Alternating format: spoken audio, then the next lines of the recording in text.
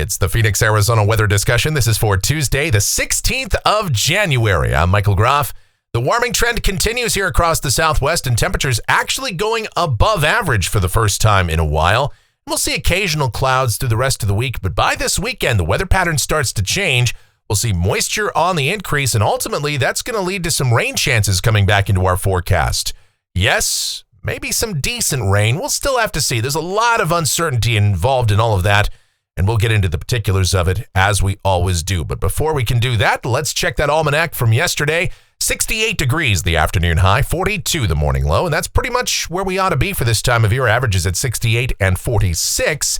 Outside now, here just before noon, we've got sunny sky. We've got 59 degrees at Sky Harbor, dew point 30, humidity 33%. It's a light wind, and the barometer 30.12 inches and steady. The upper level weather pattern across the nation, a tale of two air masses. For us in the southwest, we've got a ridge building in and a dry northwesterly flow, and that's resulting in our warming trend. But east of the Rockies, you've got this trough, you've got the cross-polar flow, and that Arctic air is just, well, the door's flung wide open, and it's spilling all the way south to the Gulf Coast. And we had a winter wonderland of precipitation yesterday from Texas and Oklahoma, eastward to Arkansas, Louisiana, Mississippi, Tennessee, Alabama, Georgia. The Tennessee Valley, there was over 6 inches of snow in some spots yesterday. Saw some really impressive video from down there.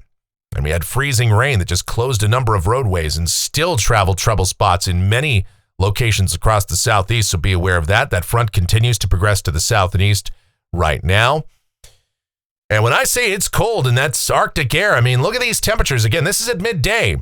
You know, this is 12 and 1 o'clock p.m. temperatures for the central and eastern parts of the country, respectively.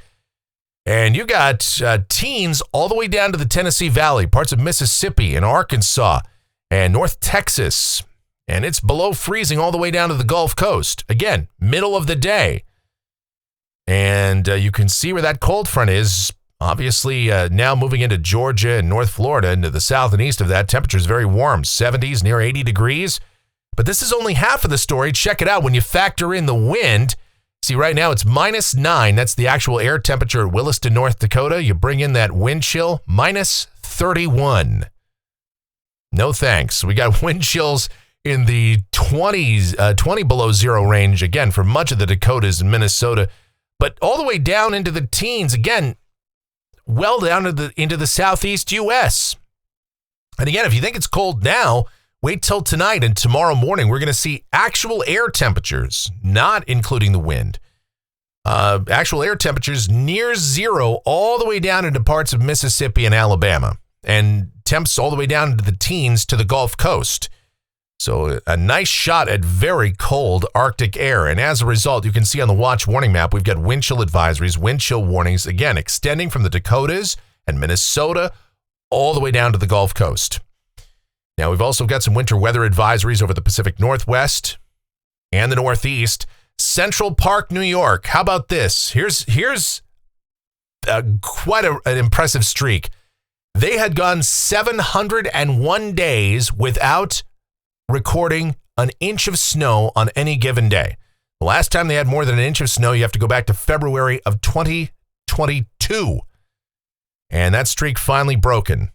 So 701 days without recording more than an inch of snow. And so that is, that's been how it's gone in New York City the last couple of years. Now, of course, how long has it been since we've had an inch of snow in Phoenix? I think you have to go back. Let me just do some quick math in my head. About 87 years was the last time that Sky Harbor Airport officially had an inch of snow. You have to go back to 1937.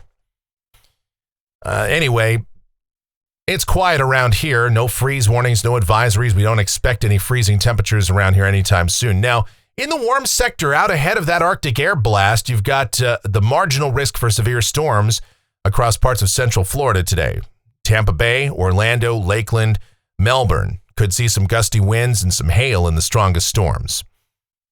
And here's the precipitation outlook. This is valid through Tuesday morning of next week. Rain amounts in Phoenix. These numbers keep coming up. Now we're up to about a half inch of rain, maybe a little bit more than that in some spots. Especially right along the southern border of our state. We could see amounts closing in on an inch.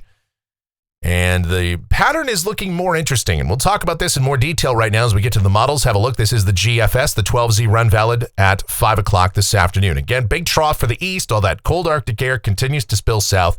Ridge building in here, dry northwesterly flow. What it all means for the rest of the day down at the surface, it's a what you see is what you get kind of forecast. Sunny sky, high temperatures mid-60s to about 70. That cold front bringing in the Arctic air is now moving into Florida, and all that cold air is there. Now for tonight, mostly clear sky, overnight lows mostly in the 40s. We could see upper 30s in the cold spots though. And then tomorrow, more of the same. Some clouds coming in though. We've got a weather system passing by to the north of us, so we'll call it partly sunny, but the warming trend continues. Highs upper 60s and low 70s. Here's Thursday, highs low to mid 70s for us. Another gorgeous day. Friday, we'll start to see some clouds coming into the mix though. And the jet becoming more active out there over the Pacific, moving toward the west coast. And moisture advection will start to increase by the time we get to Friday. So we're going to start to see some mid and high level clouds coming in here, but no precipitation for us. And we're still going to be on the warm side. And again, same thing for Saturday. Highs somewhere in the low to mid 70s with mostly cloudy sky, but rain beginning to come into the California coast. And maybe some high elevation snow for the Sierra. By Sunday, moisture continues to increase. This is a really interesting setup. We see quite a bit of moisture now getting tapped in from the subtropics. The only problem is we don't have any real strong shortwave energy, any real big disturbance or huge winter storm to wring this moisture out. Instead, kind of just broad, baggy troughing. And so we'll see some scattered showers, mostly light showers around, very hit and miss perhaps on Sunday, somewhat more organized precipitation for the immediate west coast from California on north to the Pacific Northwest. But for us, just kind of a scattered light shower sort of setup. We see this from time to time. A lot of clouds around.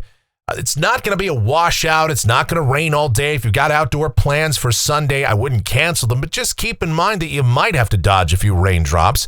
High temperatures will fall back with the increased clouds and moisture around, highs mid to upper 60s, but that's still pretty close to where we ought to be for this time of year.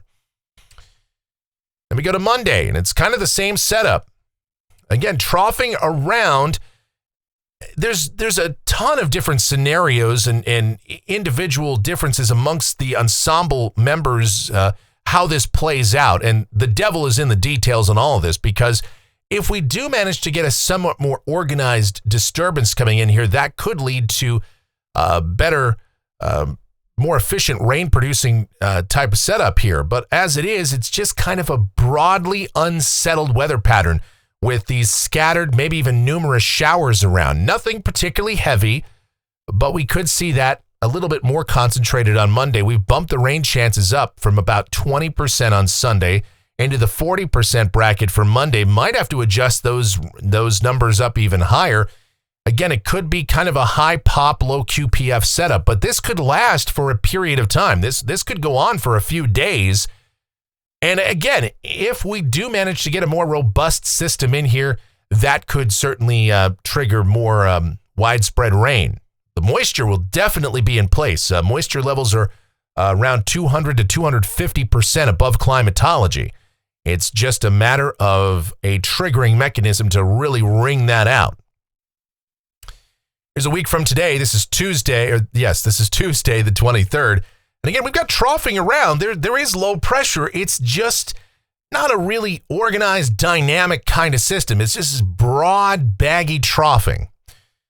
So we'll continue to see scattered showers if this is correct. And then going out 10 days.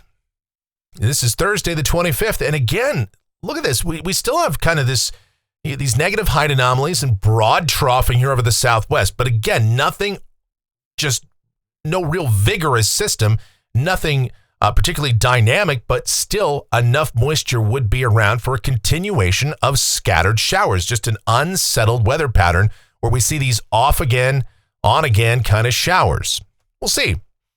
Kind of an interesting scenario, and I'm sure as we get closer, the details will start to become more clear. Maybe we see something a little bit more organized, and we can kind of time this out a little bit better as to when we'll put moisture will put some rain into the forecast. We'll see. All right, now, this is where it gets messy. This is rainfall for Phoenix coming off of the GFS Ensemble out through the 30th of January. And you got a big spread here, okay? You've got some members that show almost nothing. You got others over 2 inches of rain. The ensemble mean continues to come up around 2/3 of an inch. And the European ensemble is kind of the same way, although here the mean is actually about an inch. The control member is up about 1 3/4 inches. And again, we're denoting a more unsettled weather pattern coming in here by about 5 or 6 days. Again, does that mean we're going to see this widespread heavy rain? Probably not. But we will obviously have to monitor how this plays out. We are still in an El Nino pattern, and anything can happen.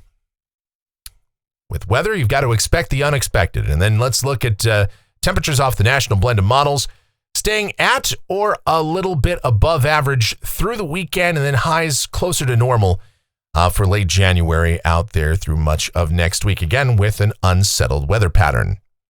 And that's going to do it for the Phoenix, Arizona weather discussion for today. My next video back here tomorrow morning. Should you happen to enjoy these videos, be sure to subscribe, like, share, click that notification bell, leave those comments, questions, suggestions.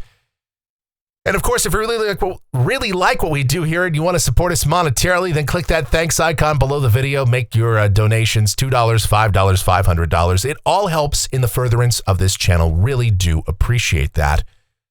Also, the executive producer of the Phoenix, Arizona weather discussion is my one and only, the sweetest of all time, the Asian sensation and proprietor of sweetchildaz.com.org and the Facebook page of the same name, Sweet Child Arizona. Talking about my Michelle, so check her out. And I've got all of her relevant links in the description below the videos. So again, give Michelle some love over there. All right, thank you guys so much for watching. All of your continued support, so greatly appreciated. Please be safe and have yourselves a glorious rest of your Tuesday.